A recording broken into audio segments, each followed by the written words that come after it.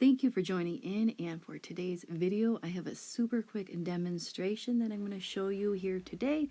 First we're going to start off with some skinny lines there for like a vine-like shape, and then you're going to add your leaves from there. So it'll be a little bit easier for you so you know where to start. And then I would recommend using different brush sizes, so that'll give you some variations that you can see here with the leaves as well as the different shades of green. And I used a brighter green, a viridian, which is the blue green, and then a deeper shade of green. So like I said, you switch it up so that it looks nice and full, and then you have the depth. This will help if you've been struggling with your leaves. These are really easy doodle exercises that you can do in your art journal to help improve your skills. And you want to let each layer dry in between so that your leaves won't bleed together.